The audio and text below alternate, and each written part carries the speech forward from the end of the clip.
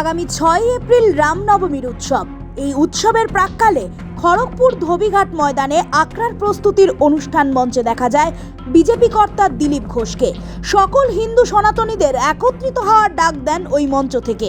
রামনবমীর প্রস্তুতি পর্বে লাঠি খেলার প্রশিক্ষণ চলে সাধারণ হিন্দুদের মধ্যে।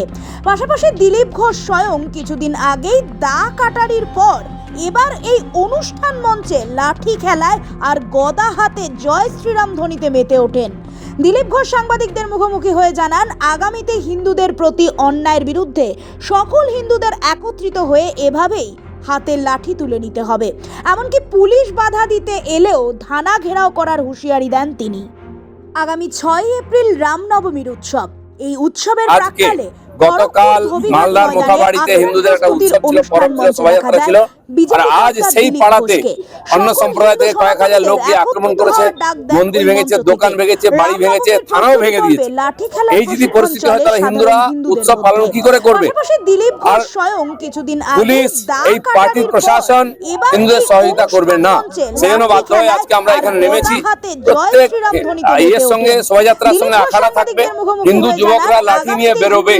তাদের নিজের ধর্ম, সংস্কৃতি এবং জীবনের রক্ষার দায়িত্ব হিন্দু সমাজকে তুলে নিতে হবে।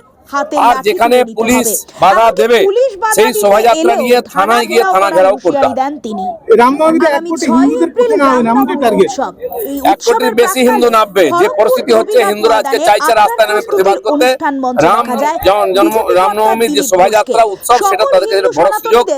এখানকার লক্ষ লক্ষ কোটি কোটি হিন্দু আর পূর্ণ কুম্ভতে গেছেন, মহাকুম্ভতে স্নান করে এসেছেন তারা। আজ পশ্চিমবাংলায় হিন্দু বিপন্ন, বাংলাদেশের তো খারাপ অবস্থায় আছে। তাই রামনবমীকে তারা শক্তি প্রদর্শনের উৎসব হিসেবে দেখাবেন। পুলিশের সঙ্গে আমরা লড়বো, গুন্ডাদের সঙ্গে লড়বো, কারণ এখানকার পশ্চিমবাংলার এই যে সরকার চলছে কেবল গুন্ডা আর পুলিশের জোরে। সেখানে এখানকার সমাজ নিজের ধর্ম রক্ষা করার জন্য তাকে লড়াই করতে হবে। সে যে সামনে আসবে তার সঙ্গে লড়তে আমরা রাজি।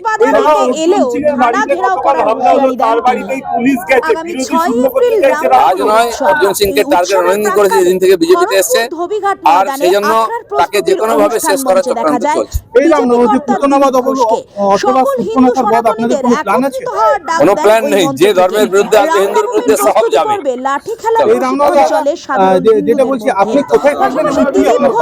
আমি প্রত্যেক বছর খড়গপুরে থাকি, এখানে সন্ধ্যায় আখড়া বেরোবে।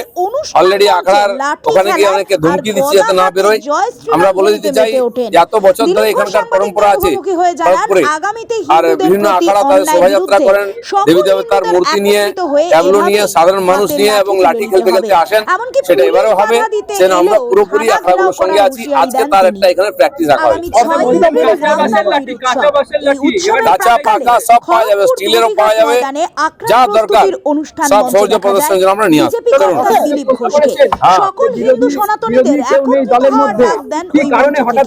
রামনবমীর প্রস্তুতি পর্বে লাঠি পার্টির মধ্যে কিছু সমস্যা দেখা দিচ্ছে, কেউ উৎপাত করার চেষ্টা করছে, বিশৃঙ্খলা করা হচ্ছে। সেই জন্য তাদের সাবধান করা হয়ে গেছে। জয় শ্রীরাম। সব ধর্ম সমাজের সাথে কাটারি প্রত্যেক বাড়িতে থাকে। দিলীপ ঘোষের হাতে হলে এত ভয় কেন? এত কাপুরুষ হয়ে গেছে আমাদের সমাজ। কাটারি হজম করতে পারছে না। আজ তো গদা বেরোলো, কালকে অন্য কিছু বেরোবে। আমাদের সুরক্ষার জন্য আমরা সব কিছু প্রয়োগ করবো, আইনকে মানছি।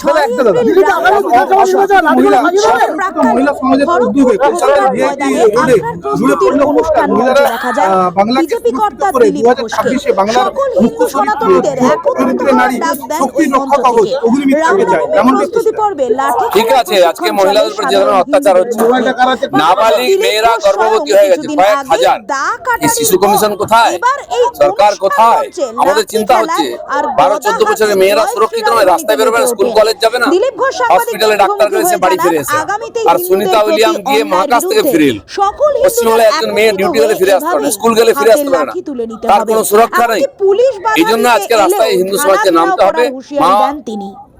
মাটি, এখানকার মূর্তি, ধর্ম রক্ষার জন্য। খড়গপুর ধোবিঘাট ময়দানে আখড়ার প্রস্তুতির অনুষ্ঠান মঞ্চে দেখা যায় বিজেপি কর্তা দিলীপ ঘোষকে।